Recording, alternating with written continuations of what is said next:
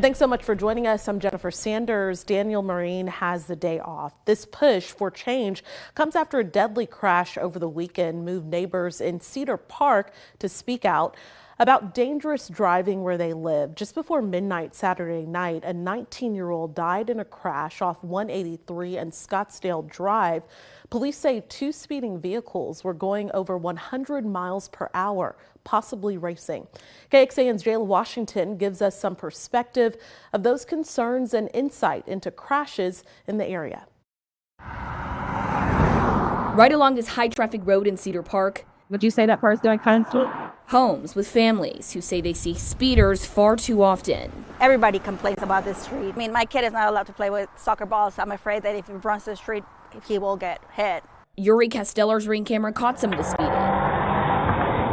In a different incident late Saturday, Cedar Park police say a 19-year-old died in a crash when two vehicles possibly racing were driving over 100 miles per hour near 183 and Scottsdale Road. One of those vehicles tried to pass the other, revved up to 140 miles per hour, lost control and struck the guardrail, according to police. A car completely mangled.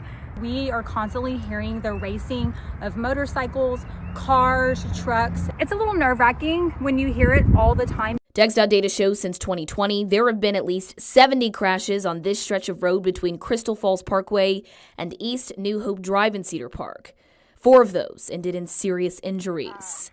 Casteller says she's been working towards solutions with some of her neighbors and law enforcement, but hasn't had much luck so far.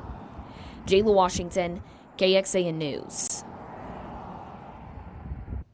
And the Cedar Park Police Department says 19-year-old Jacob Langford lost his life in Saturday's crash and that the department's highway enforcement unit is investigating but didn't have a comment today on speeding concerns.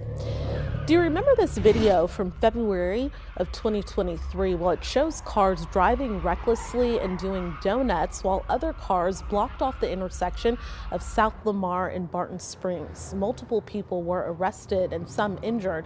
After this takeover, DPS and other local agencies launched the Street Takeover Task Force to crack down on reckless drivers.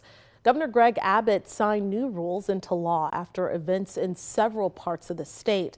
The measure created a new section of the criminal code for obstructing streets and made it possible for more severe punishment for those involved.